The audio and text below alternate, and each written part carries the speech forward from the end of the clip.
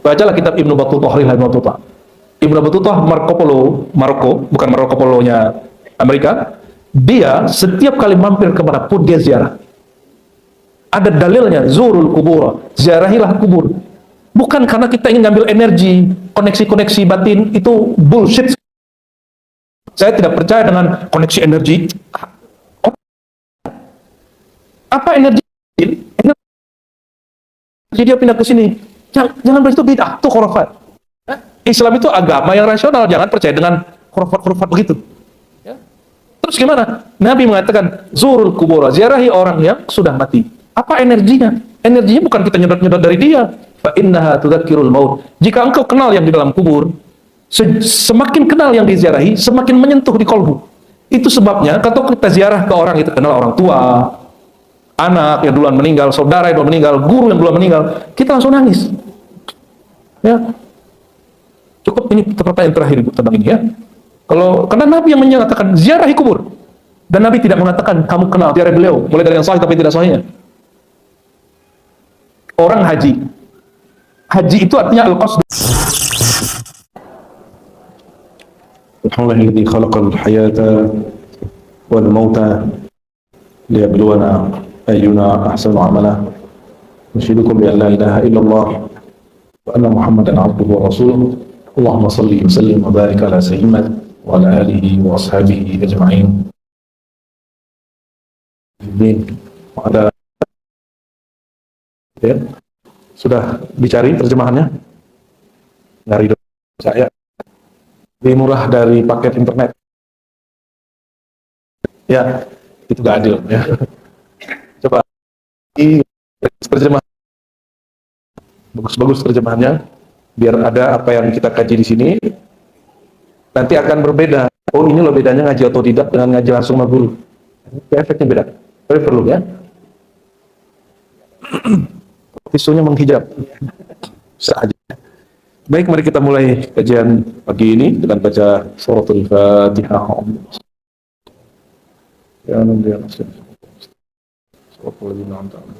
Hadis bermasalah, apakah hadis ini diamalkan oleh para ulama? Lalu yang kita ikuti hadisnya atau amalan ulamanya? Ini ada satu kaidah Bapak Ibu. Hadis dhaif dengan amalan ulama lebih kuat ulama. Lebih kuat siapa? Jadi kalau ulama banyak yang beramal, itu berarti walaupun hadisnya dhaif, amalannya sahih. Isi hadisnya sahih, namun informan yang bawa hadis yang bermasalah. Saya nggak mau ngasih pertanyaan Bapak Ibu. Kalau kita ketemu orang yang bohong, apakah dia setiap hari bohong? Oke, nyambung? Hadis lemah itu, hadis artinya kabar berita, dibawa oleh orang yang kelas kita kepada dia bermasalah. Apakah dia bohong setiap saat? Kan enggak. Ahli hadis, kalau ada orang bohong sekali langsung ditolak. Tapi ahli fikih nggak begitu cara kerjanya. Jadi cara kerja ahli hadis dan ahli fikih udah lain. Kalau ahli fikih, meskipun hadis dhaif, tapi ada ulama yang mengamalkannya, berarti ini indikator pertama si pembohong ini nggak tiap hari bohong. Orang yang lemah hafalan ini ada bagian yang kuatnya. Nah, itu beda seninya. Oleh karena itu tidak boleh ahli fikih meremehkan ahli hadis tidak boleh meremehkan ahli fikih ya. Sama-sama saling menguatkan. Mari kita baca Fatihah untuk Imam Al-Qayyim, untuk Rasulullah SAW ya, untuk para guru-guru, orang tua, semua orang-orang yang telah pernah berjasa kepada kita semua. Al-Hadina wa kullu salihah Al-Fatihah.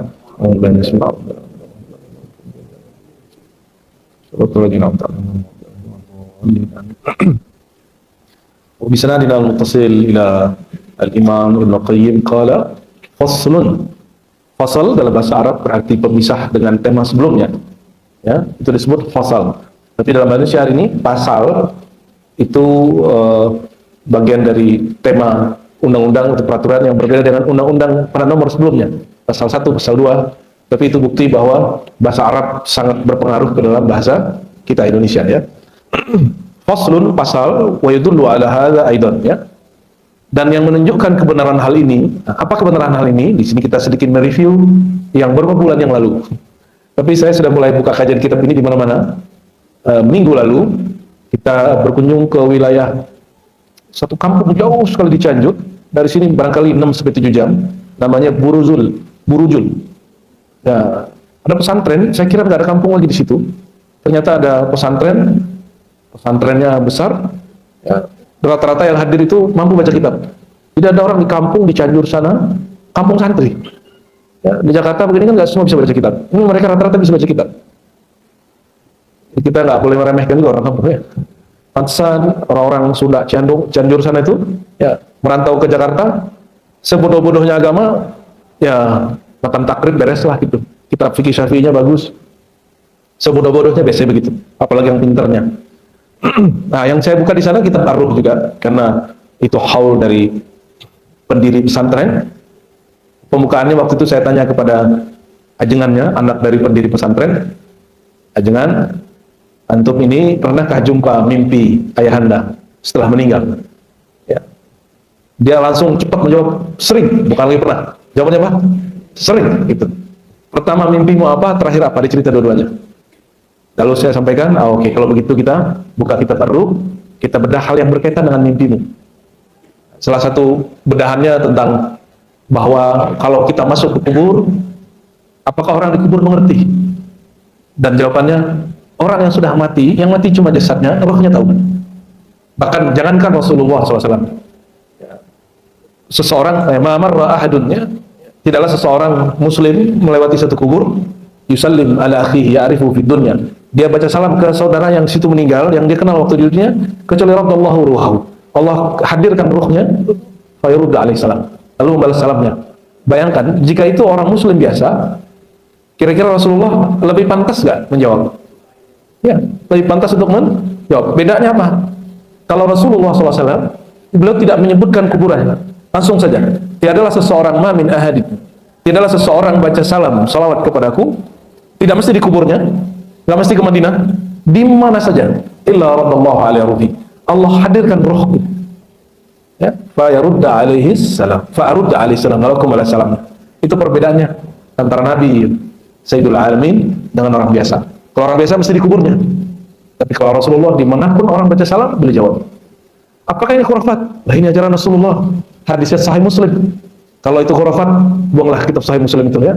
Kalau Sahih Muslim dibuang, goyang. Ahlu sunnah goyang. Makanya orang-orang non ahlu sunnah mencoba menggugat kitab-kitab kita yang sahih itu.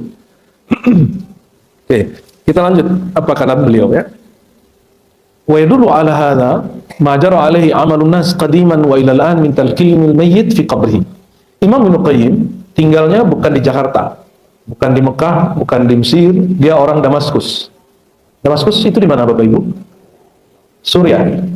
Itu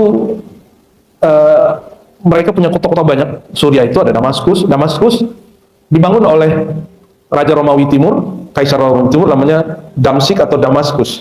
Kalau Us berarti dia orang Romawi atau Yunani ya. Kalau orang Arab dulu nyebutnya Damsyik atau Dimashq.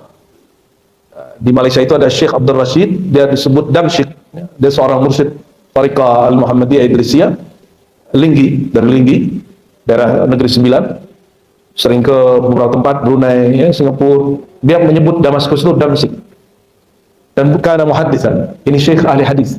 Ini Syekh ahli hadis dan dia lebih senang menyebutnya Damsyik. Ya. Tapi yang tepat bukan Damsyik. Yang tepat apa? Damaskus. Ngikutin bahasa lamanya atau bahasa Arabnya Dimashq. Bukan Dimasku. Bahasa Jawa. Oke. Apa kata beliau? Amalan ulama dari dulu sampai sekarang, sampai zaman dia, itu wafat tahun 751 Hijriah. 751 Hijriah. Guru dia Ibnu Taimiyah yang disebut Imam Salafi. Namanya Ibnu Taimiyah yang disebut Syekhul Islam. Ibnu Taimiyah itu orang sering disebut Syekhul Islam, Syekhul Islam. Syekhul Islam itu ribuan orangnya, tapi yang dipopulerkan hanya dia oleh sekelompok orang. Kalau bagi kita Syekhul Islam itu banyak. Gurunya wafat 708, sedangkan dia wafat 751. Panjang atau pendek? Ya, lumayan, lebih dari 20 tahun. Dia mengatakan wa yadullu ala hadha, ya, bahwa keyakinan orang yang sudah meninggal tahu siapa yang menziarahi. Lalu ulama-ulama kita mentalkin orang yang sudah meninggal. Jara, ya. Ini sudah berlangsung dari dulu sampai sekarang. Inilah amalan ulama dahulu sampai sekarang. Tahun berapa kata beliau? Tahun dia hidup, ya, tahun 750-an. Wa ilal an min talqinil mayyit fi qabri, yaitu amalan mentalkinkan mayit. Apa yang disebut mayit? Kalau jenazah yang di keranda, kalau mayit yang sudah dikubur. Ya. Namun kalau bahasa Quran lebih umum, ketika Allah mengatakan innaka mayitun, engkau akan mati, hai Muhammad, wa innahum mayitun. Mereka juga akan mati. Ini surat Az-Zumar. Kata mayit di situ lebih umum. Tapi mayit dalam bahasa Arab yang normal harian dalam teks hadis, orang yang sudah tidak bernyawa lalu dikubur disebut mayit. Ya. Termasuk liang lahat.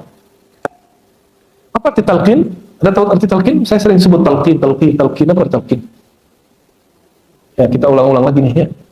Laqana yulaqqinu talqinan. Dalam bahasa Arab ada yang unik, tidak ada di bahasa manapun di alam semesta, namanya tasrif.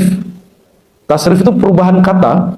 Bahasa Arab itu dapat berubah satu kata jadi 9, ditambah 14, ditambah 6, ditambah berapa tuh? 3, 5, 3, 1. Oh, masih banyak lagi. Jadi satu kata dalam bahasa Arab itu bisa berubah sampai 30 perubahan kata. Satu kata, Pak. Karena bahasa ini sangat kuat, maka dia tidak mengalami inflasi seperti rupiah. Tidak mengalami perubahan seperti bahasa Indonesia. Ya, bahasa Indonesia itu kan aslinya bahasa Melayu. Dia berubah, dan hari ini bahasa Indonesia termasuk sudah sangat kuat. Jadi sudah subjek, predikat, objeknya itu sudah tertata rapi, tidak terlalu banyak akan terhadap. Ya. Orang dulu kalau nikahin anaknya, saya nikahkan akan engkau daripada anakku dengan mahar semisal, pusing bahasa terjemahan lama itu. Dan lucunya kiai-kiai dulu itu merasa keren kan itu ya. Padahal bahasa Indonesia yang baik, kalimat akan terhadap, daripada ini, daripada itu dikurang-kurangi. Nah, sekarang bahasa Indonesia mirip seperti Inggrisnya orang Amerika dibandingkan Inggrisnya orang British. Nah, itu kira-kira padanannya begitu ya. Baik. Talqin dari kata laqana yulaqqinu talqina. Apa arti laqana? Bukan lakon, bukan. Mengajarkan, membimbing, menyuapi. Kalau orang air minum, disuapi. Kalau dia sedang menirukan gerakan, menirukan. Mengajarkan agar orang menirukan. Kalau orang sedang belajar Quran, kita lihat guru kita baca ba-nya gimana, fa-nya bagaimana, kita lihat bibirnya, kita lihat bagaimana lidahnya bergerak, lalu kita tiru. Itu namanya talqin. Salah satu metode dalam belajar. Ya, dan belajar Quran adalah belajar yang paling valid sepanjang sejarah alam semesta. Kenapa? Quran itu ilmunya sangat banyak dan semuanya mesti ada legalnya, mesti ada legitimasinya, mesti ada ijazahnya, mesti ada sertifikatnya dari guru. Jangankan menafsir, membaca satu huruf mesti sesuai dengan bacaan guru sebelumnya. Itu Quran. Makanya ada talqin, metode talqin baca Quran. Baca ba, ya, nun mati jumpa mim. Kan sekarang kalau baca orang tajwid, yang penting nun ketemu huruf ikhwa, semuanya eng, dan itu keliru. Nggak begitu. Tidak semua huruf ikhwa dibaca eng. Terus gimana caranya? Anda mesti talqin kepada guru. Nah, beruntunglah kita yang punya guru, dia dulu belajar ke gurunya, gurunya belajar ke gurunya terus sampai kepada Rasulullah SAW. Ya. Sebenarnya yang agak merusak sebelumnya adalah munculnya metode-metode baru. Tapi metode baru itu membantu untuk meluruskan metode sebelumnya. Ketika dulu kita belajar an in un, ban bin bun, masih ingat? Itu namanya metode Baghdadi. Metode apa? Baghdadi. Lalu metode ini dihancurkan oleh Iqra. Lalu Iqra dikalahkan oleh Tilawati. Tilawati diganggu oleh Qiraati. Nah, begitulah terus. Tapi itu saling fastabiqul khairat. Mereka saling fastabiqul. Intinya cuma satu. Ada metode namanya talqin, menirukan guru. Maka saya menyampaikan kepada kawan-kawan saya waktu mengajarkan kitab hadis, ada satu bab dalam ilmu hadis namanya al-musalsalat. Apa arti musalsalat? Menirukan gaya sifat model guru saat mengajar. Gurunya misalnya lagi ngajar pegang jenggot, lalu waktu kita ngajar kita pegang juga jenggot. Guru waktu baca law anzalna hadzal qur'ana ala jabalin la ra'aitahu khashi'an mutasaddian min khasyatillah, lalu dia pegang kepalanya. Lalu kita tirukan waktu baca law anzalna. Begitu, ditirukan dari generasi ke generasi sampai zaman ini. Ternyata Rasulullah dulu begitu. Namanya al-musalsal. Apa namanya? Wa a'zamul musalsalat musalsalatul Qur'aniyah. Musalsalat terbesar, terlengkap dan paling murni adalah musalsal cara membaca Al-Qur'an. Jadi nggak punya guru Quran, ya nggak bisa lewat YouTube. Ya.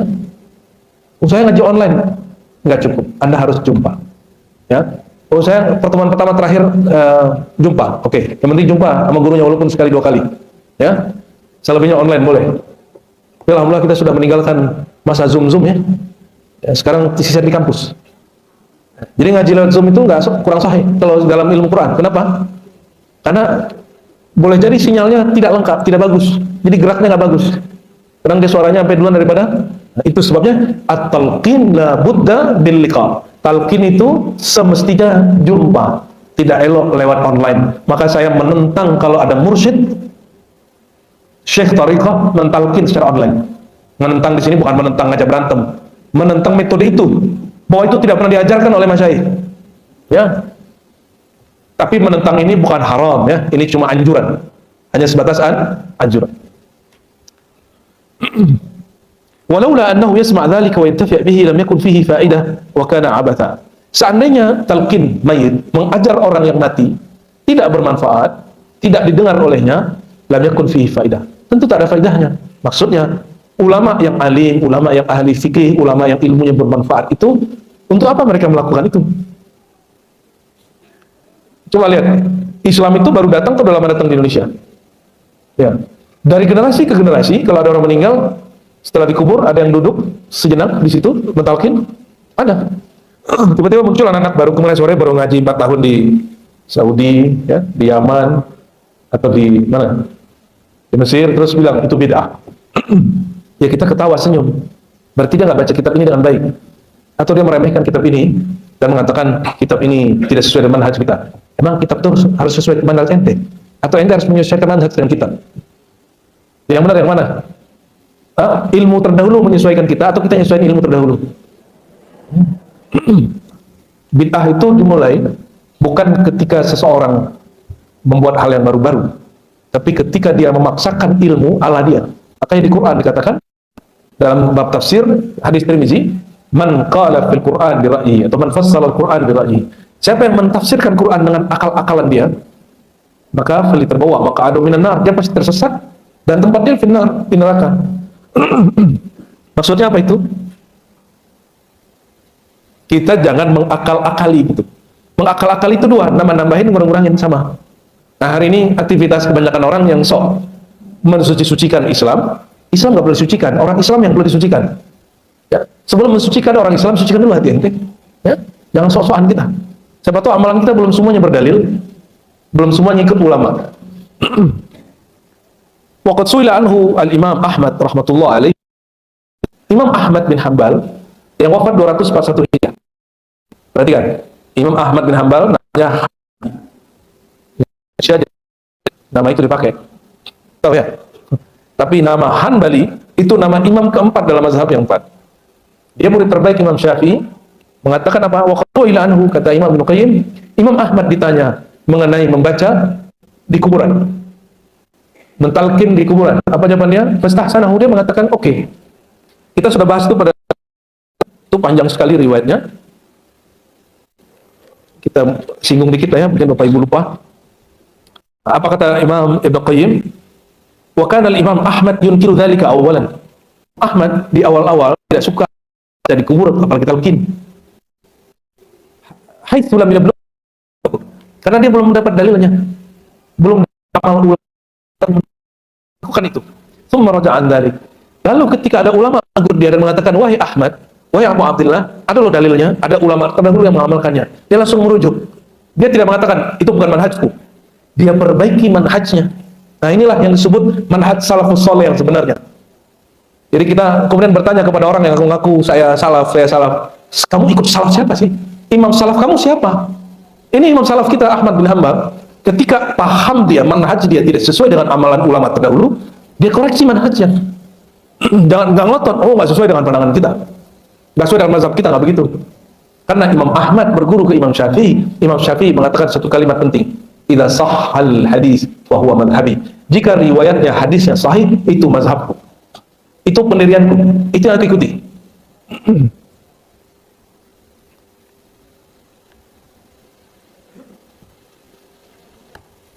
Sorry Bapak Ibu, saya lupa bawa kacamata jadi sering lupa halaman ini.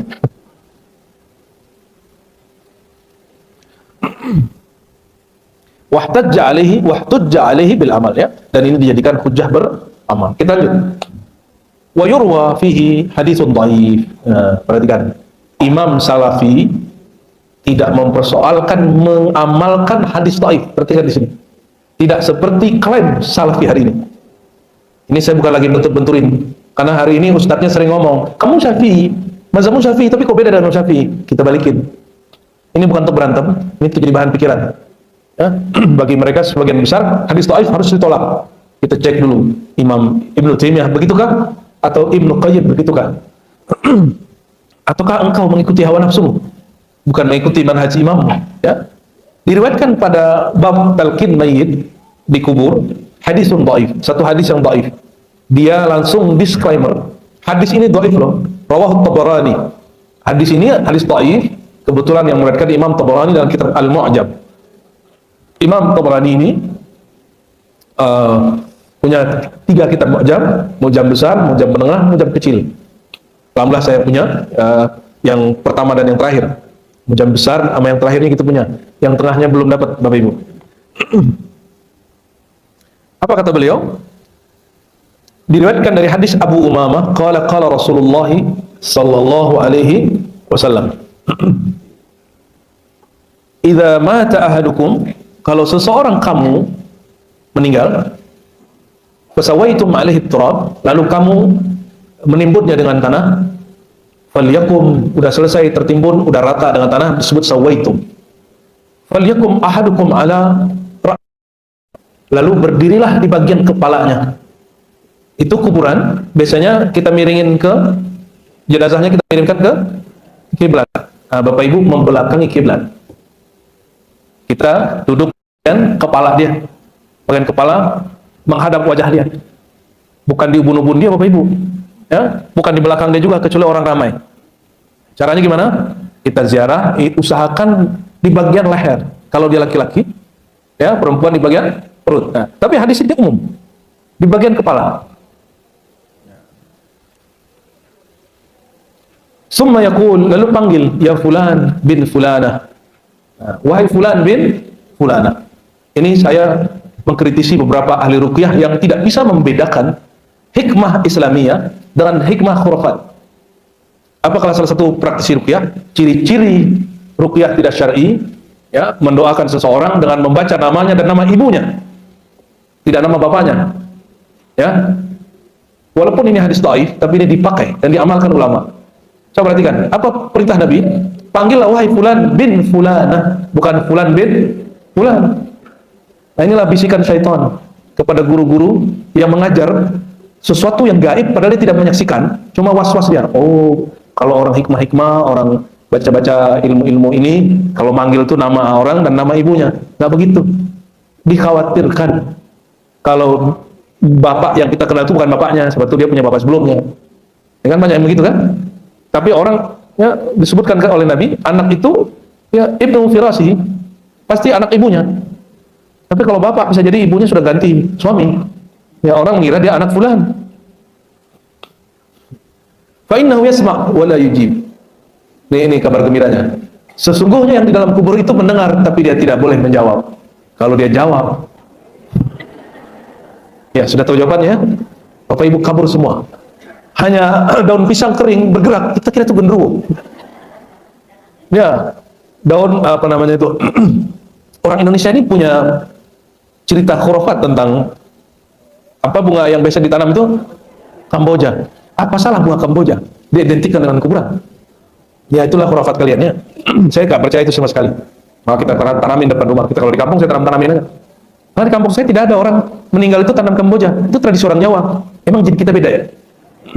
Emang alam ruh kita beda? Nah itulah was-was yang masuk ke manusia. Itu hanya uruf tradisi.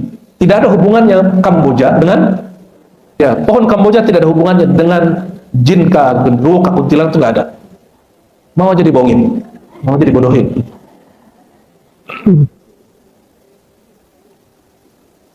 Summal yakul ya fulan ibn fulana, dipanggil lagi wahai fulan bin fulana, wahai fulan anak ibunya. Kalau nggak tahu siapa nama ibunya, sebut saja fulana atau ibunya. Wahai hamba Allah yang pasti anak ibunya, gitu selesai. Fulana. Fa innahu yastawi qa'idan. Apa kata baginda Rasulullah SAW? Itu orang dalam kubur dia akan duduk. Yang duduk jasadnya atau ruhnya? Bagus. Berarti udah waras. Summa yaqul ya fulan ibn fulan. Lalu yang ketiga dipanggil lagi, wahai fulan bin fulan, fulanah. Yaqul arsyidna rahimakallah. Ya. Arsyadna, kami akan membimbing kau, semoga Allah merahmatimu. Walakinnakum la tasma'un. Tapi kalian balik. Summa yaqul ya fulan bin fulan, yaqulu arsyidna rahimakallah, ya. Wahai fulan bin fulan. Lalu dia berkata, ya, bimbinglah kami semoga Allah merahmati engkau, tetapi kalian tidak dapat mendengar, kata si orang dalam kubur ini. Kamu kan tidak dapat mendengar kalau aku menjawab apa yang kalian baca. Wa yaqulu udhkur ma kharajta alaihi minad dunya. Lalu kita ingatkan dia. Kita itikadkan orang ini sudah duduk seperti yang Nabi kabarkan. Lalu jangan berhalusinasi. Jangan kemudian membayang-bayangkan seakan-akan dia menjawab, dosa. Oke? Tidak usah membayang-bayangkan dia jawab. Kenapa? Ini langsung Nabi berikan patronnya. Kamu wahai orang yang hidup tidak dengar apa jawaban kami. Cukup itu. Berarti kalau orang mendengar dengan telinga ini pasti bohong. Orang melihat dengan mata ini pasti bohong. Tapi jika pengalaman rohani Allah bukakan hatinya, seakan-akan dia waktu itu bermimpi, itu sahih. Karena penghubung kita dengan mereka adalah gelombang otak kita harus tenang dulu. Orang yang sadar, kalau belum sampai kepada ketenangan gelombang otak sampai orang mimpi, orang tidur, kasyafnya palsu. Berarti dia halu. Ya. Jadi pandangan tembus gaib itu palsu. Jadi mungkinkah orang yang hidup bisa berinteraksi, merasakan alam yang lain? Mungkin, kamu harus tidur dulu. Atau punya metode untuk menenangkan otak ini persis seperti orang yang tidur. Orang kalau nggak tidur, kalau nggak tenang nggak bisa tidur. Dan Rasulullah SAW adalah makhluk paling tenang di alam semesta. Itu sebabnya beliau dapat mendengarkan suara apapun. Tapi saya berdoa Bapak Ibu jangan mendengarkan alam kubur. Karena siapa yang mendengarkan alam kubur bisa-bisa dia pingsan atau mati. Atau minimal ka'annahu majnun. Seakan-akan dia orang gila. Dia bukan gila tapi dia orang gila. Kok bisa begitu? Orang lagi duduk-duduk begini terus cuma dengerin ada orang diseksa, kan lucu. Jangankan mendengarkan yang alam kubur. Cukup berhalusinasi terhadap jin, orang udah kayak orang gila. Oke, saya bingung juga kok ada orang yang menikmati podcast-podcast hantu itu ya. Tapi kalau aku pikir-pikir dulu kita suka baca ini ya, majalah misteri. Ya, mungkin sekarang digantinya podcast. Saya coba bandingin dulu kitab Arwah sama misteri bedanya apa? Ternyata khurafatnya banyak di misteri. Banyak bohong itu. Ngayalnya yang banyak. Kejadiannya satu, beritanya yang ditambah-tambahin.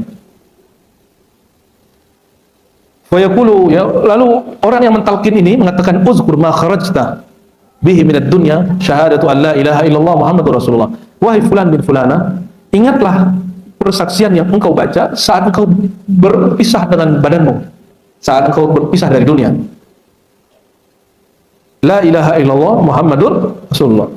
Wa annaka radita billahi rabbah. Ingatkan dia bahwasannya engkau telah ridha kepada Allah. Islam adalah agamamu, Nabi Muhammad adalah nabimu, wa bil Qur'ani imama, Quran sebagai imam. Fa inna munkaran wa nakiran yata'akhkhar kullu wahidin minhuma. Kalau ada orang mentalkin, ini kabar gembiranya. Munkar nakir mengundur untuk melakukan interogasi. Wallahu alam. Ternyata di alam sana begitu juga ya. Wa yaqulu intaliq bina ma yuqiduna 'inda hadha wa qad laqana hujjatahu wa yaqulu Allah rasuluhu hajijatan dunahu wa faqala rajulun Rasulullah fa illam ya'rif ummuhu qala yunsibuhu ila ummihi Hawa. Nah, inti dari riwayat ini, kalau kita nggak kenal ibunya gimana? Sebut saja nama ibunya Hawa. Ya, hadis ini riwayat Imam Tabrani. Apa kata Imam Ibnu Qayyim, Imam Salafi, wa hadzal hadis wa illam yathbut. Hadis ini walaupun tidak sahih, tidak sabit. Fattisalul amal bihi fi sirril amsar wal asar min ghairi inkarin kafin fil amal bihi. Meskipun hadis ini tidak sabit, tidak sahih, tapi ketersambungan generasi ke generasi beramal baik di kota ataupun di pedesaan, di semua wilayah Islam, ya, mayoritas ulama muslimin, min ghairi inkarin, tanpa mengingkari, kafin fil amal. Cukuplah itu hujjah boleh beramal. Hujjah boleh beramal, ya. Saya sempat sampaikan di sini. Bapak Ibu mungkin sudah lupa dan pasti sudah lupa. Hadis azan orang baru lahir, hadisnya dhaif. Hadisnya apa? Sehingga ada beberapa kawan-kawan kita yang baru hijrah mengatakan kata ustadzku itu hadis dhaif. Masih mending ada orang pesilat berani-berani mendhaifkan hadis, ya, nantang-nantang ulama-ulama yang nggak tahu diri. Wa fi anfusikum afala tubsirun. Pada dirimu apa kau tidak memandang? Ya, bahkan menghujat-hujat ulama, merendahkan ulama hanya karena fahamnya beda. Kita kalau beda faham perlu nggak menghina orang? Ya? Kalau Bapak Ibu NU perlukah menghina Muhammadiyah? Kalau Bapak Ibu Muhammadiyah perlukah menghina LDI? Kita beda jauh paham kita dengan LDI, kita nggak perlu menghujat, kritik-kritik aja. Ya, bahkan kita Muslim kita nggak perlu mencaci maki Nasrani, Yahudi. Kalau kritik boleh, bedakan kritik dengan cacian. Diskusi itu ilmiah, sedangkan cacian itu nafsiyah, ya, ego. Itu sangat-sangat beda. Namun karena orang nafsiyahnya belum beres, cara faham beragama yang berbeda, dia ikut sertakan egonya. Apa yang terjadi? Dia kira sikap keras terhadap yang sudah faham itu bagian dari beragama. Itu tidak benar, ya. Wama ajra Allah Ta'ala al-'ada qad bi anna ummatan tabbaqat masyarik al-ardi wa magharibaha wa hiya akmal al-umam uqulan wa awfaruha ma'arif tutiqu ala mukhatabati man la yasma' wa la yaqil mustahsin dhalika la yunkiru minha munkirun sunnat al-awwal lil akhir, ya, wa yuqtada fihi al-akhir bil awwal, ya. Semoga Bapak Ibu ngantuk saya baca kitab begini. Mau maknanya? Kata Imam Ibnu Qayyim, umat ini umat paling berakal, paling doyan ngaji. Dan mereka melakukannya dari generasi sampai ke generasi hari ini fi masyarik, baik di timur muslim, baik sampai ke barat. Wa ya akmalul umam uqulan wa awfara ma'arif. Ini umat paling alim, generasi paling berilmu. Itu orientalis sepakat, orang Islam itu paling doyan ngaji. Ini buktinya ngaji semua kan? Cuma bapak-bapaknya gengsi. Ya, bapak-bapaknya cukup ngaji di YouTube. Kecuali bapak-bapak ini, ya, di kewarasannya lebih tinggi. Ya. Cuma sebagian ibu-ibu ini kalau ngaji mau cari hujah melawan lakinya sama temannya. Itu tidak benar. Ilmu itu untuk kita, bukan untuk berhujah dengan orang. Ya. Dulu saya ngaji niatnya untuk mengalahkan kelompok yang beda paham. Tapi ilmu ini sifat Allah, ilmu ini milik Allah. Ilmu ini enggan kalau kita belajar bukan karena Allah. Maka ilmunya nanti akan menuntun dari niatnya mengalahkan orang kepada niatnya mengalahkan ego diri sendiri. Alhamdulillahirabbil alamin, ya.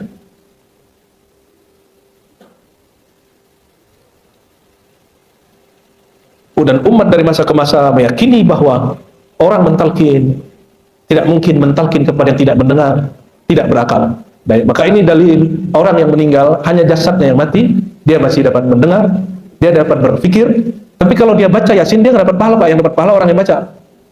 Ya, maka yang diperintah baca Yasin orang yang mati atau yang belum mati? Apa kata Nabi? Iqra'u Yasin ala mautakum. Hadisnya dhaif juga. Tapi didiamkan oleh Abu Daud, maka diamalkan oleh ulama dari masa ke masa. Disahihkan Ibnu Hibban. Sehingga satu hadis ternyata klaim sahih bukan dari Rasulullah. Yang menilai hadis sahih itu ulama. Mengatakan hadisnya dhaif itu penilaian ulama. Maka boleh jadi satu hadis yang sahih dhaifkan oleh orang lain, hadis yang satu yang dhaif disahihkan ulama yang lain. Bisa boleh jadi begitu, ya. Apalagi kalau cuma yang mendhaifkan mensahihkan Syekh Albani. Sebelum Albani dan setelah Albani dan di masa Albani banyak ulama yang mensahihkan mendhaifkan hadis dan lebih alim dari dia. Cuma tidak lebih populer, itu aja bedanya. Kurang viral, ya. Apa kata beliau? Falaula anna al-mukhatab yasma' lakana dhalika bi zalatil khitab lit-turab wal khashab wal hajar wal ma'lum. Seandainya orang yang meninggal yang kita talqin itu, kita baca Yasin itu tidak mendengar, sama dong ente ngomong ke pohon sama tembok gitu. Sebodoh-bodoh agama begitu, dan gak mungkin ulama kita melakukan itu, ya. Wa hadza wa in istahsanahu wahidun fal ulama qatibatun ala istiqbaiha istihjaniha, ya. Ngomong ke pohon enggak boleh enggak? Kan enggak? Yang boleh ngomong ke pohon itu cuma Nabi Sulaiman sama pewarisnya. Jadi Nabi Sulaiman kalau sholat, habis sholat pasti ada pohon lewat ke dia, atau dia enggak, atau dia sholat mungkin lagi terbang kali, tiba-tiba di depan dia ada pohon, dan beliau nanya, ini Nabi Sulaiman nanya nama pohon, masmuka ayyuhas syajarah, masmuki ayyuhas syajarah, wahai pohon, namamu apa? Nanti dia jawab, namaku ini. Hatta pohon ada nama. Ini bukan pohon, contoh kalau orang Betawi ini punya jalan namanya sama-sama apa? Mahoni apa gitu ya? Rambutan, bukan. Rambutan itu orang nyebut. Ini nama dia, nama yang Allah kasih ke dia. Bukan pepaya. Coba orang Sunda nyebut pepaya apa? Hah? Tuh, bukan nama itu nama yang dikasih oleh manusia. Ini nama yang dikasih Allah lewat Rasulullah SAW. Itu Sayyidina Sulaiman nanya, wahai pohon namamu apa? Jadi ilmu namanya ada Bapak Ibu. Tapi kalau nggak kenal nama yang itu ya namanya waktu hidup di dunia juga nggak apa-apa. Nah, yang boleh ngomong ke pohon itu Nabi Sulaiman dan pewarisnya. Kalau nggak, saya khawatir. Oh ya, ada temanku satu lagi Bang Dik, dia bisa ngomong ke pohon. Tapi itu cuma seniman. Dia bilang, pohon kamu kok nggak subur lah. Ya. Ada juga murid siapa? Mbah Baidawi Lasem, dia punya murid orang Bandung, punya pesantren agrobisnis. Dia menanam hal-hal yang sulit ditanam. Sampai orang kampung bilang dia gila. Kenapa? Dia sering ngomong sama pohon. Dia ngomong sama buah tin, buah zaitun. Ayolah, kamu ada tafsir di sini, ya. Tumbuhlah di sini. Dan benar, saya tidak pernah suka buah tin sampai makan di Lembang Bandung. Ya. Itu hasil kegilaan dari salah satu murid beliau. Namanya kayak Rifai Rafi. Ternyata orang gila itu menarik, ya. Ada gila yang sangat waras itu dia. Kalau nggak ada orang-orang gila begitu, Bapak Ibu, kita nggak akan hidup seenak hari ini. Ya. Alhamdulillahirabbil. Kalau nggak ada orang gila, nggak ada lampu. Ini karena orang-orang gila ini jadi lampu. Nggak ada orang gila, nggak ada Google, ya kan? Waqad rawa Abu Dawud fi sunanihi wa bi isnad la ba'sa bih. Abu Dawud, nah ini hadis yang sahih. Ini hadis sahih versi mendoakan zikir di kuburan setelah orang dikuburkan. Itu bukan khurafat, bukan bid'ah. Hadis Imam Abu Dawud, Ibnu Taimiyah membolehkannya, apalagi muridnya Ibnu Qayyim. Al-Imam Abu Dawud mengatakan, ya, anna Nabiya sallallahu alaihi wasallam hadara janazata rajulin. Nabi hadir penyelenggaraan jenazah seseorang sahabatnya. Falamma dufina qala salu li akhikum at-tathbit. Setelah dikuburkan, Nabi mengatakan ke semua orang yang hadir, salu li akhikum, salu, apa arti salu? Mohonkanlah kepada Allah at-tathbit, ketetapan li akhikum, untuk saudara kamu yang mati ini. Fa innahu al-an yus'al, karena dia sedang ditanya. Umum hadis ini menunjukkan bahwa mentalkin, mendoakan, membacakan untuk orang yang sudah meninggal di kuburannya bukan khurafat. Ini hadis sahih. Ini hadis sahih. Fa akhbara annahu yus'al hinaidin wa in kana yus'al fa innahu yasma' at-talqin. Kata Ibnu Qayyim apa? Kalau Nabi mengkhabarkan fa innahu al-an yus'al, orang yang di dalam kubur itu sedang ditanya. Kalau dia ditanya, dia dengar enggak? Ini Ibnu Qayyim metodenya gitu. Dia gabungkan antara usul fikih dan ilmu akidah. Ilmu akidah yang menggunakan akal yang sehat, dalil yang sahih. Jika betul orang yang dikubur ini sedang ditanya, kalau orang ditanya dia budak apa dengar? Ibnu Qayyim fa akhbara annahu yus'al hinaidin wa in kana yus'al fa innahu yasma' at-talqin. Kalau dia dengar pertanyaan, berarti dia dengar juga talqin. Maka di hadis sebelumnya, jika ada orang mentalqin, mungkar nakir mundur dulu. Ya mirip-mirip kayak orang tersangka minta izin diperiksa sama dokter. Betul? Pengadilan mengizinkan nggak? Mengizinkan biasanya. Waqad shahha an Nabi sallallahu alaihi wasallam. Nah, hadis yang sahih kita sering dengar, ini ada dalam Bukhari dan Muslim. Kalau ada orang dikubur, yang di dalam kubur mendengarkan bunyi sendal terompah. Betul? Apa kata beliau? Waqad shahha an Nabi sallallahu alaihi wasallam annal maita, bahwa Nabi bersabda, dan hadisnya sahih, orang yang sudah meninggal yasma' qara'an alihim. Orang yang sudah meninggal, yang meninggal hanya jasadnya, ruhnya tetap dengar Qur'an alihim, bunyi sendal seseorang, idza wallau munsarifin, jika mereka bergerak pulang. Makanya ada humor-humor ala KNU. Said Agil Sirat, apa kata dia? Gus Dur itu belum sempat ditanyai Imam Munkar Nakir. Kenapa yang ziarah belum berhenti-berhenti? Ya, itu jangan dibawa ke hati. KNU itu lebih duluan stand up komedi daripada Panji. Wa dzakara Abdul Haq an ba'dil salihin qala mata akhun li. Abdul Haq menceritakan dari orang-orang soleh yang mengatakan mata akhun li faraitu fin naum. Ada orang-orang soleh oleh Allah meninggal saudaranya, lalu dia berjumpa dalam mimpi. Kita sudah jelaskan tadi ya.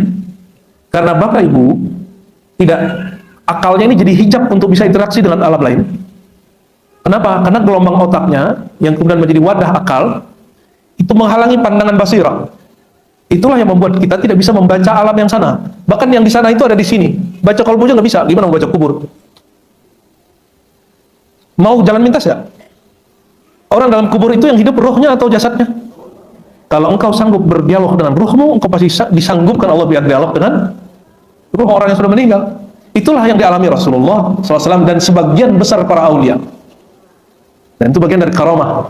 Karamah itu kemurahan Allah kepada mereka, bukan hebatnya si wali. Ya, itu kemurahan Allah kepada mereka. Karena kita nggak mengalami itu, kita otaknya selalu dipusingkan sama cicilan.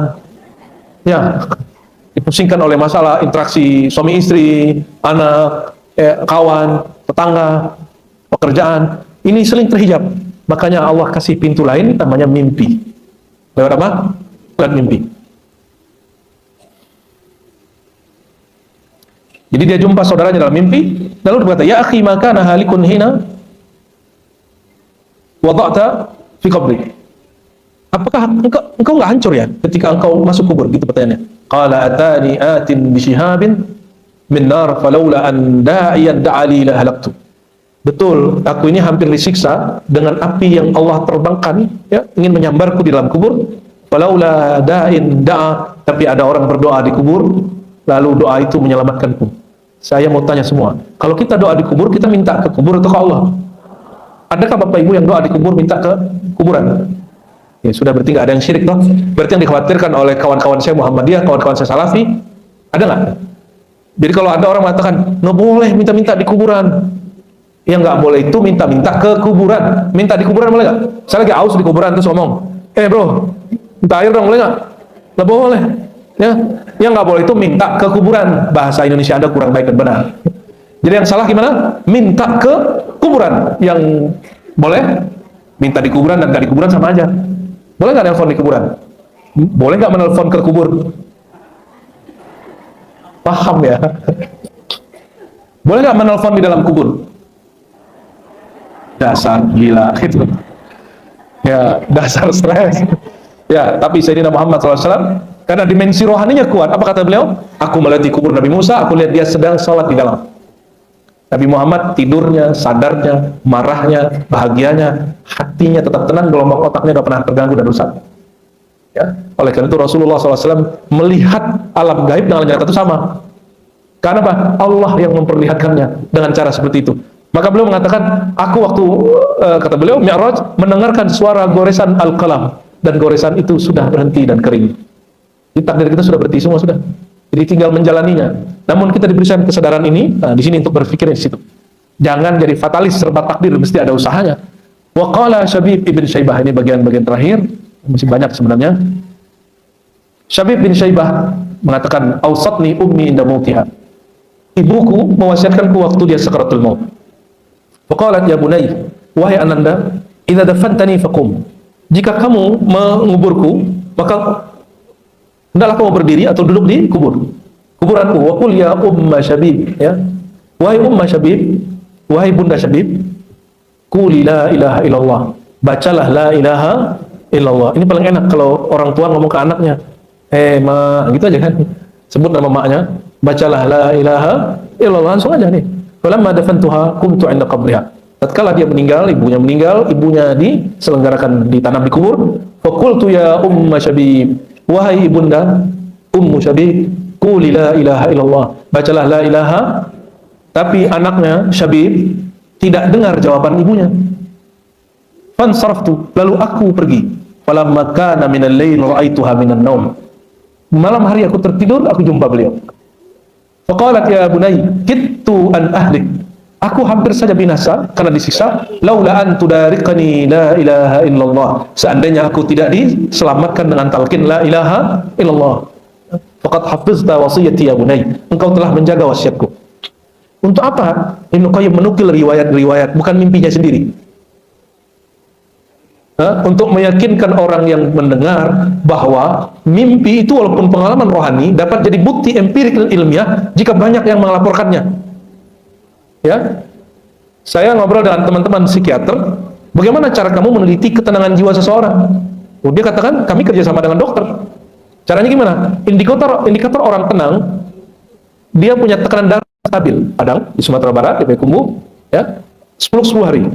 Di malam pertama suluk itikaf dicek darahnya oleh dokter, dicatat. Besok dia kan sudah mulai zikir malam itu. Sampai hari ketiga, keempat dicatat semua. Ya, oh ternyata darah itu dapat menerjemahkan perasaan, dapat menerjemahkan kondisi spiritual lewat darah, tekanan darah. Maka diceklah di hari ke-10, semuanya normal. Si dokter ini kemudian membuat tesis kesimpulan, itu yang disebut tesis. Berdasarkan 40 orang yang disurvei, dicek selama 10 hari.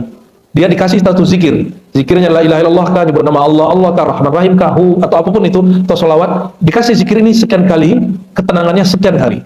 Di hari ketiga zikirnya diganti, ketenangannya berlain lagi. Di hari kesekian zikirnya diganti, tenangnya tambah tenang lagi. Itu menjadi indikator-indikator. Nah, pengalaman itu ditulis dan mereka nanti lapor. Pengalaman rohani jika dilaporkan secara empirik, secara tulisan, itu jadi ilmiah. Itu jadi ilmiah. Ya, apapun yang kita alami kan semuanya kita empirikan. Ya, demam pun kan kalau kita nggak lapor orang nggak tahu. Sakit kalau kita nggak lapor nggak diteliti orang nggak tahu. Termasuk pengalaman-pengalaman rohani. Nah, Bapak Ibu yang karena Allah, Imam Ibnu Qayyim membuka satu celah di situ bahwa dalam epistemologi Islam ada namanya pengalaman rohani. Pengalaman rohani ini sifatnya sangat-sangat subjektif. Subjektif itu masing-masing orang beda. Tapi jika yang mengalami lebih dari satu orang, apakah engkau mengingkari? Tentu tidak. Nah, sebagaimana Nabi mengatakan innar ru'ya as-salihah, sesungguhnya mimpi yang bagus itu, yang indah itu, jumpa orang yang kita sayangi, indah atau tidak? Kata Nabi, minal mubasyarat, bagian dari kabar gembira. Jika sekian banyak orang mimpi kabar gembiranya banyak, lalu kita kumpulkan dalam satu pasal, dia menjadi satu fakta ilmiah bahwa itu benar terjadi. Ya. Semoga Allah Ta'ala meridai kita semua. Dengan ini, ya, sebenarnya Imam Salafi tidak ada masalah dengan orang-orang NU imamnya. Yang beda itu hari ini mungkin ustaz-ustaz Salafi zaman now, jamaah-jamaah Salafi zaman now, kita maklumi. Karena ustaz-ustaz mereka sekarang ikut mengkritisi kitab ini. Itu yang saya katakan tadi, manhajnya tidak mau diperbaiki dengan data-data yang ada.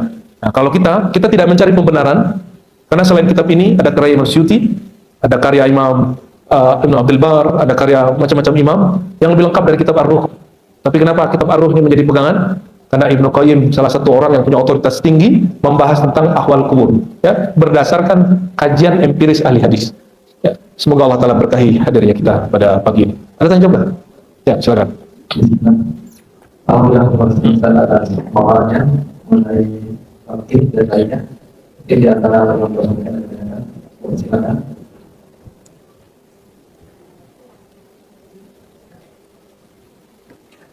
Akan saya mengenai tadi konektivitas dari kepautan kita dengan pengaruh indikator kesehatan.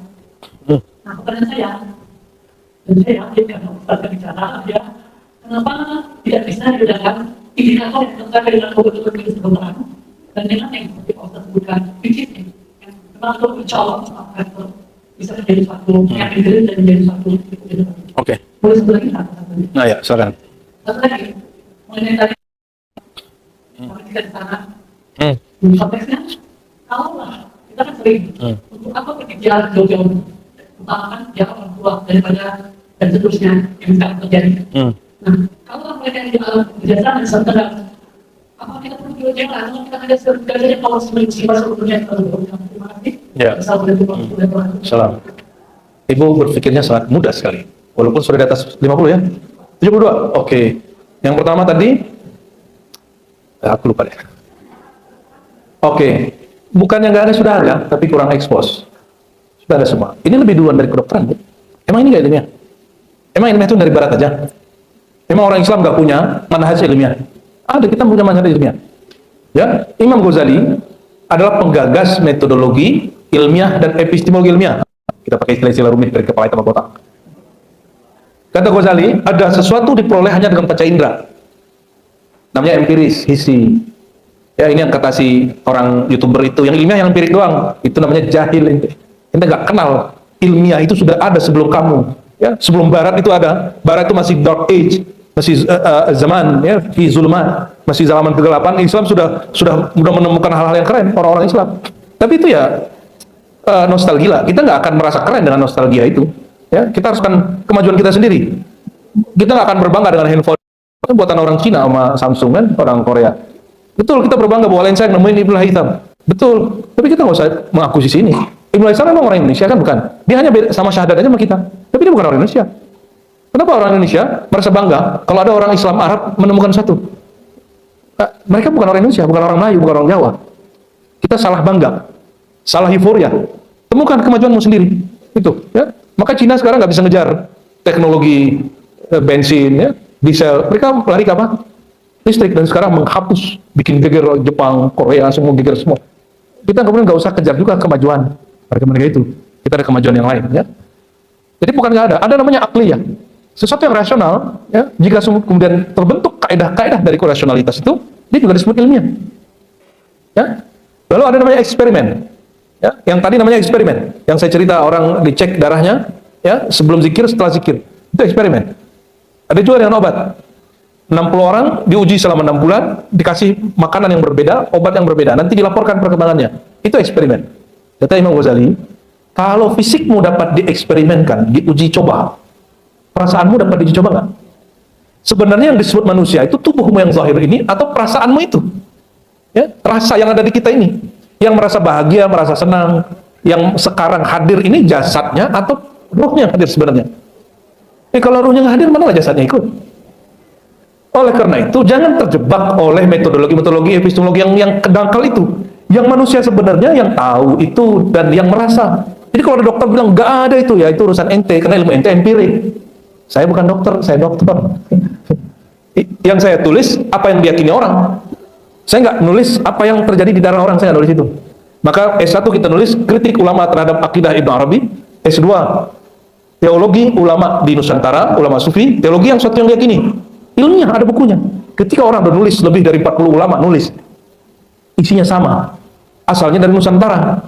Kita cek ke ulama Timur Tengah, ternyata ini bersambung dengan ulama ahli sunnah. Maka keluar kesimpulan. Apa kesimpulan kami?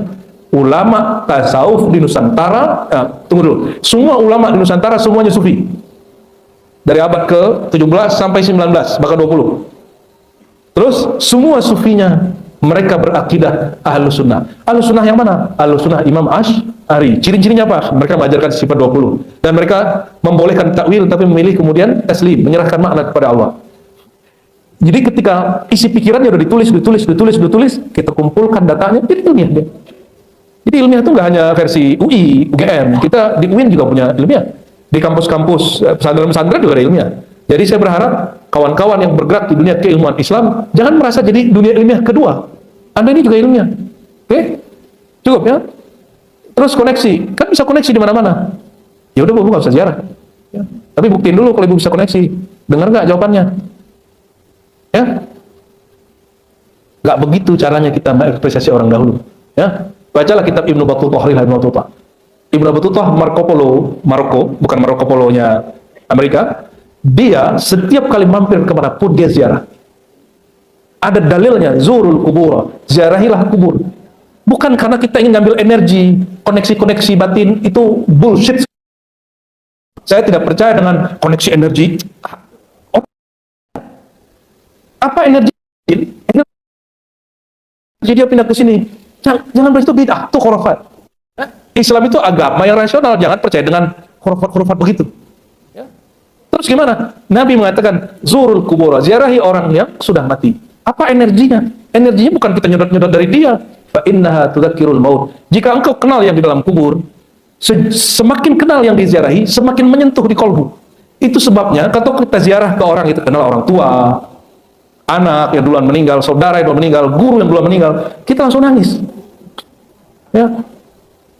Cukup ini pertanyaan terakhir tentang ini ya. Karena Nabi yang menyatakan ziarahi kubur, dan Nabi tidak mengatakan kamu kenal ziarah beliau, mulai dari yang sahih tapi tidak sahihnya. Orang haji itu artinya al-qasdu ziarah, berziarah haji. Maka bahasa Inggrisnya haji apa? Bill? Ibu kata dia pakai which is kan? Apa bahasa Arab, bahasa Inggrisnya haji? Bahasa Arabnya haji apa? Bisa cari sendiri ya. Sama. Artinya ziarah, niat ziarah, al-qasdul ziarah. Saya sering tanya Bapak Ibu, haji itu kita menziarahi batu bata yang petakan kubus. Waras nggak situ? Ya? Untuk apa kita muter-muterin Ka'bah itu? Kalau seandainya Ka'bah itu tidak pernah diputerin Rasulullah SAW. Untuk apa cium Hajar Aswad? Kalau Hajar Aswad itu nggak pernah dicium Nabi. Maka Sayyidina Umar mengatakan, ya Hajar Aswad, hei Hajar Aswad, kalau aku tidak pernah lihat kamu dicium Rasulullah, aku tidak akan cium kamu. Kok bisa begitu? Itulah rasionalitas para sahabat. Sahabat itu sangat masuk akal cara berpikirnya. Ini yang Nabi katakan, kalau kamu beribadah, ambil ibadahnya dariku. Oleh karena itu, lebih mulia Hajar Aswad atau Rasulullah? Kalau engkau merasa bisa nangis-nangis cium-cium Hajar Aswad, kenapa nggak nangis jumpa orang yang pertama kali mengajarkan cium Hajar Aswad? malah membid'ahkan ziarahnya. Ya, aneh kan? Jadi sebenarnya ajaran yang memberantas bid'ah itu belum tentu dia memberantas bid'ah. Justru dia buat bid'ah baru, mengurang-urangi apa yang adab yang harus dilakukan. Kalau Rasulullah ada nggak haji? Ada nggak umroh? Rasulullah nggak ada Quran? Rasulullah nggak adakah sunnah? Terus nggak boleh orang menghormati zat yang diturunkan Quran kepadanya, nggak boleh. Bapak Ibu nih, alam bawah sadarnya sama sadarnya beda. Habis ngaji mau ulang tahun haram, ya. Habis itu ada orang ngirim hadiah selamat ulang tahun ya, seneng kan? Kawanku baru hijrah, kita traktir Jani, traktir berkamu karena kamu ulang tahun. Oh, terima kasih. Senangnya dia kemain. Akhirnya besok kita kasih tahu kalau kita merayakan ulang tahun yang karena dia kita ada, karena dia sholat kita ada, syahadat kita ada, kira-kira bid'ah nggak? Oh, ternyata nggak perlu pakai dalil macam-macam. Cukup pakai ya traktir dia, dalil traktiran namanya. Baik Bapak Ibu yang berkah Allah, semoga pertanyaan itu Ibu cukup sekali ya. Untuk apa ziarah? Kalau bisa dijumpai, jangan ngomong itu lagi ya, jangan ngomong itu lagi. Pencinta selalu rindu yang dicintai, walaupun bisa jumpa secara rohani ya, apalagi Rasulullah bisa jumpai secara rohani, kita ziarahi. Barakallahu fikum, sallallahu alaihi Muhammad, innallaha wa malaikatahu yusholluna 'alan nabi ya ayyuhalladzina amanu shallu 'alaihi wa sallimu taslima. Ya, salawat Badar ya. Salatullah salamullah ala taha Rasulillah, salatullah salamullah ala yasin habibillah, tawassalna bismillah wa bil hadi rasulillah wa kulli mujahidin lillah bi alil badri ya Allah, salatullah salamullah ala taha rasulillah, salat salamullah ala yasin habibillah. Al-Fatihah.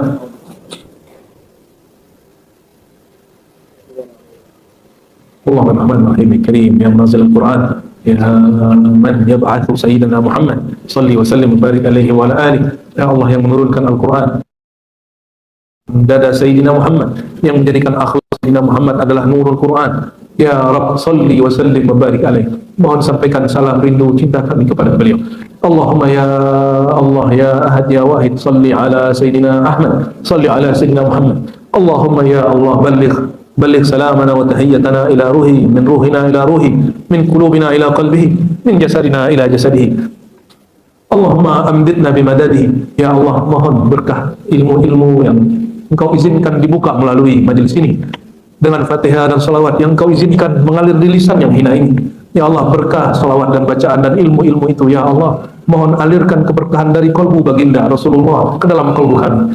Nur melimpah dari ruh sallallahu alaihi wasallam ke dalam ruh kami. Dengannya ya Allah ya muqallibal qulub, dengan nur beliau, dengan pancaran rohani beliau, ya Allah, mohon terangi kolbu kami yang gelap, mohon bersihkan noda hati kami yang sudah berkarat, mohon bersihkan jiwa kami yang sungguh-sungguh sering lupa kepada Engkau. Allahumma ya muqallibal qulub ya musarrifal qulub, wahai yang dengan mudahnya Engkau ya Allah membolak-balik hati makhluk, hati hambanya, izinkan ya Allah ubah hati kami bertambah rindu kepada beliau, bertambah cinta kepada para ulama, bertambah rajin untuk mengamalkan sunnah-sunnah dan ajaran Nabi Muhammad SAW. Allahumma ya Allah, warham ahla baitina, warham dzurriyyatina, warham al-muridina, al-mustami'in, al-musyarikin. Ya Allah, rahmati orang-orang yang kami sayangi, pasangan kami, anak-anak kami, orang-orang yang belajar bersama kami. Rahmati semuanya ya Allah. Tutup aib kami semua ya Allah, ya Sattar, ya Sattar, ya Ghaffar, ya Ghafur. Wahai yang maha menutup aib, maha menutup aurat, maha menutup semua dosa dan noda. Ya Allah, hapuslah kami, lalu tutup aib kami dari pandangan Engkau ya Allah. Ya Allah, jika sesuatu tiada dalam pandangan Engkau, manalah dia ada dalam pandangan makhluk. Allah tahhir qulubana amma siwa, Ya Allah, izinkan kalbu kami bersih, suci, bening daripada selain Engkau. Kami setiap kalbu ini mulai ada yang bersemayam selain Engkau di dalamnya. Allahumma ya Rafi', irfa' anna al-hujubah, al-hijab an-nuraniyah wa zulmaniyah. Terakhir kami bermohon, ya Allah, mohon angkat tirai-tirai yang membuat kami terhalang untuk menatap wajah Engkau, ya Allah. Yang membuat kami terhalang untuk menerima takdir-takdir Engkau, ya Allah. Yang membuat kami tidak meridai apapun dalam hidup kami, ya Allah. Maka ya Allah, angkatlah tabir-tabir yang menutupi mata batin ini, ya Allah. Ya Rafi', irfa' anna al-hujub. Ya Allah, dengan nama Engkau ya Rafi', yang maha mengangkat, yang maha tinggi, ya Ali, ya Azim, mohon angkatlah semua hijab-hijab yang menghalangi kami kepada Engkau, kecuali satu hijab, ya Allah, al-hijab al-azam, al-hijab al-aqrab, al-hijab an-nur Sayyidina Muhammad sallallahu alaihi wasallam. Allahumma barikna بهذا الحجاب الأقرب الأنور سيدنا سيد الوجود سيد الكونين جد الحسنين نبينا أحمد نبينا محمد. ربنا يا رب المشارق والمغارب ثبتنا بلا إله إلا الله في الدنيا والآخرة وفي سكرات الموت وبعد الموت وبعد الحشر وبعد كل شيء يا الله، يا من وجوده قبل كل شيء وبعد كل شيء، فاشفعنا بشفاعة المصطفى محمد صلى الله عليه وسلم. ربنا آتنا في الدنيا حسنة وفي الآخرة حسنة وقنا عذاب النار، والحمد لله رب العالمين. سبحانك اللهم وبحمدك أشهد أن لا إله إلا أنت أستغفرك وأتوب إليك. السلام عليكم ورحمة الله وبركاته. يكافئ مزيده. أشهد أن لا إله إلا الله، أشهد أن محمدا عبده ورسوله.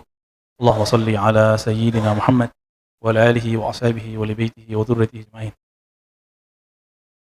Baik Bapak Saudara sahabat yang dirahmati Allah, judul yang dikasih ke saya untuk pagi ini agak serem. Al-Malhamah Al-Kubra. Gitu Pak Mirwan. Artinya apa tuh Pak Mirwan?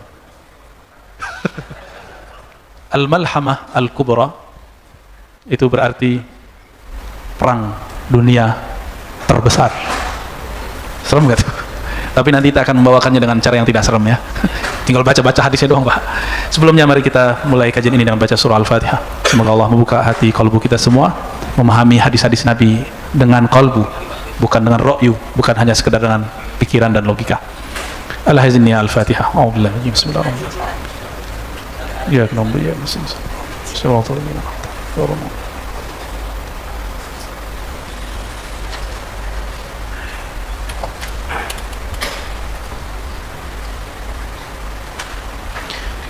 Saya membawa kitab Mishkatul Masabih yang sudah diringkas ya. Hadiah dari sahabat saya ketika pulang dari India ya. Mishkatul Masabih salah satu kitab kumpulan hadis-hadis yang sangat relevan untuk zaman sekarang. Ditulis oleh para imam kita Imam Al-Baghawi seingat saya. Kemudian diikhtisar oleh Muhammad Ilyas Al-Kandahlawi ya, salah satu ulama besar di India. Ya, syukran Pak. Beliau membuka bab malahim dengan banyak hadis, tapi nanti saya pilih mana yang pas ya untuk kita. Pertama, hadis yang sahih riwayat Imam Bukhari dan Muslim. Ini panjang, coba disimak. Ini kilas singkat dari Nabi SAW mengenai akhir zaman. Pertama, Nabi SAW sebagai yang diriwayatkan oleh Abu Hurairah bersabda, la taqumus sa'ah, tidak terjadi kiamat hatta taqtatilu fi'atani 'azimatani, sehingga ada dua kelompok besar saling bunuh-membunuh. Kita sebut berperang. Siapa dua kelompok itu? Itulah sampai hari ini jadi pertanyaan, apakah perperangan Sayyidina Ali dan Sayyidina Muawiyah masuk ke dalam? Bukan. Di beberapa kitab syarah disebutkan itu perang Sayyidina Ali dan Sayyidina Muawiyah. Ini saya mau kasih tahu bahwa di kalangan ahlu sunnah terjadi perdebatan mengenai Muawiyah, apakah beliau termasuk sahabat yang lurus atau tidak. Tapi perdebatan itu tambah parah di kalangan Syiah ya. Namun mayoritas ahlu sunnah menganggap Muawiyah sahabat Nabi, berijtihad dan ijtihadnya keliru, gitu aja. Dia tetap dianggap sahabat, berijtihad, ijtihadnya keliru. Namun karena ini haknya sahabat, as-sukut aula, diam, tidak membahas, tidak banyak berlarut-larut seperti yang dilakukan oleh kelompok Syiah dan Khawarij, itu lebih baik. Kelompok Khawarij gak sabar, bahkan kelompok Mu'tazilah mirip dengan Khawarij, mereka mengkafirkan salah satunya. Kalau Khawarij mengkafirkan Ali dan Muawiyah, kalau Mu'tazilah memfasikkan Muawiyah, sedangkan Syiah mengatakan Muawiyah itu bukan hanya fasik, bahkan zindiq ya. A'udzubillah min dzalik ya.